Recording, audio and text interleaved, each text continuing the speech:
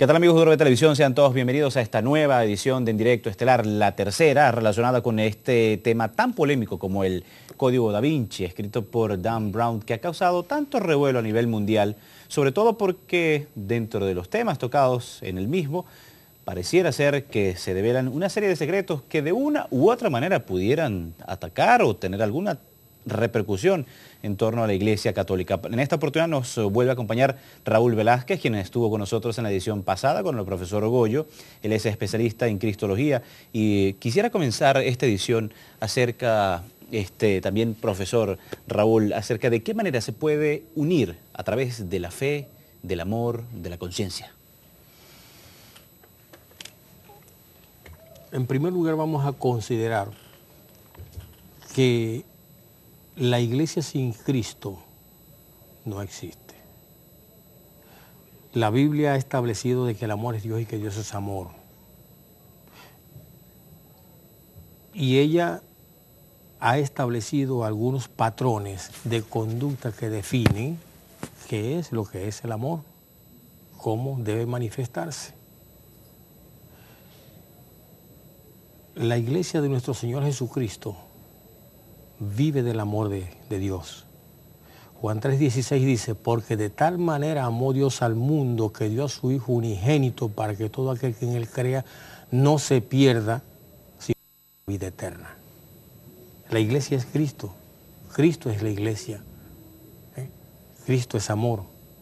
La iglesia difunde el amor que representa a Cristo. La iglesia sin Cristo no existe. ¿Es el Código Da Vinci una pequeña muestra de la posible tribulación por la cual pudiera pasar la Iglesia Católica? El Código Da Vinci tiene ciertas verdades, tiene muchas mentiras y tiene medias verdades y carece de rigor científico. Cuando uno lee una obra como esta, que por lo demás resulta a veces sensacionalista en sus planteamientos, lo primero que uno se pregunta es, ¿cuál es el rigor científico que se utilizó en una obra como esta para que sea considerada como un documento fehaciente que pueda ser tomado en cuenta en el futuro? Porque él trastoca los planteamientos de la Iglesia. Número uno, dice que Jesús prácticamente no resucitó. Dice que se casó con María Magdalena. Si eso es así, entonces entramos en un contrasentido dentro de la misma palabra que dice, si Cristo no resucitó, vana es nuestra fe. O sea, si el planteamiento que nosotros tenemos desde el punto de vista teológico es de que Cristo resucitó, y porque yo vivo, vosotros también viviréis, dice él, si ese planteamiento no se cumple, que es lo que se conoce como el Evangelio de la Resurrección, automáticamente la iglesia no existe. ¿Por qué razón? Porque el cristianismo no es solamente religión. La religión es el esfuerzo que hace el hombre para alcanzar a Dios. El cristianismo es el esfuerzo que hizo Dios para alcanzar al hombre. Por eso es que la Biblia dice que el reino de Dios se ha acercado a vosotros, no que nosotros nos acercamos al reino de Dios. Cristo vino con un propósito. Él no vino a casarse. Él no vino a enamorarse. Dice la Biblia, en el Evangelio según San Juan, que ese verbo, hablando del verbo divino, se hizo carne y habitó entre nosotros, pero es el único personaje que vino ya con un propósito definido, vino predestinado a morir y a redimir al hombre. Emparentarlo con María Magdalena, y no solamente eso, sino decir de que a partir de ahí existe un hilo genealógico que llega hasta nuestros días, de la familia Sinclair de Francia, de la familia Sinclair en Inglaterra, que son en línea directa, de descendientes de nuestro Señor Jesucristo.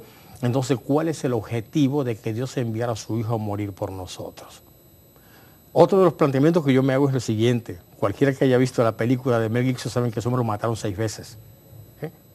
Lo atrapan por la noche, le dan de palos, se lo llevan a Sanedrín, lo llevan al Palacio de Herodes, lo llevan donde Pilato, lo ruletean, como decimos popularmente aquí, le cargan una cruz de 95 kilos encima, lo hacen caminar 1,5 kilómetros, lo crucifican allí, le abren el costado, lo meten en una tumba, lo tapan allí, lo dejan 3 días y ese hombre luego se para y se va y se pierde y no resucitó.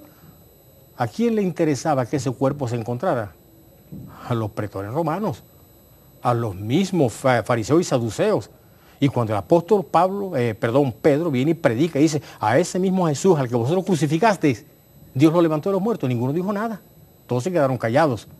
Este código tan famoso y tan polémico a la vez viene a representar una especie de elemento que intenta de una u otra manera descubrir una especie de hoyo negro en cuanto a la vida de Jesús durante su niñez y durante su adolescencia. No, yo creo que plantea un conflicto, como te dije, de que no tiene rigor científico. Por ejemplo, cuando en un juicio se llevan algunos testigos para definir un hecho, hay 2 clases de testigos. Hay testigos exógenos, testigos que vieron y que le dijeron lo que otro le dijo, pero hay testigos de excepción. Yo tengo aquí en la Biblia a Mateo, discípulo de Jesús, era publicano, Jesús lo llamó y le dijo, ven conmigo. Luego tengo a Marcos, familia de Pedro, un discípulo amado de Jesús. Luego tengo a Lucas, que no era discípulo, pero era un médico, vivió en tiempo de Jesús. Y luego tengo a Juan, que era el discípulo amado, ese recostado de Jesús, de que dicen de que es mujer, era mujer y que se parecía a María Magdalena, o que era María Magdalena en el cuadro que pintó Da Vinci, y que realmente no es tal. Ahora, el planteamiento es que Dan Brown toma todos los elementos acerca de Jesús de libros apócrifos, los saca de la biblioteca de Nag Hammadi que se encontró en 1945 y 46. Exactamente toda una cantidad de libros gnósticos, y resulta que los gnósticos no reconocen la divinidad plena de Cristo. Entonces él debió tomar en cuenta los testigos de excepción que están establecidos en la palabra, personas que vivieron con Jesús. Si tú lees el libro de Lucas, te das cuenta en el 1er y 2.º versículo, Lucas, con rigor científico, dice, habiendo algunos tratado de poner en orden las cosas que entre nosotros han sido ciertas, me ha parecido contártelas a ti, después de haber consultado con los que vivieron con él, o Teófilo, para que sepa cómo fueron las cosas desde el principio. ¿Ve? Y luego entonces habla acerca de Jesús y luego empieza con rigor científico e histórico. Se aprovecha Dan Brown de la plataforma Leonardo da Vinci, un personaje inminente de la historia y reconocido a nivel mundial. Eso me lo contesta después de esta pausa publicitaria. No se retiren, ya estamos de vuelta con más de esta edición, por demás interesante.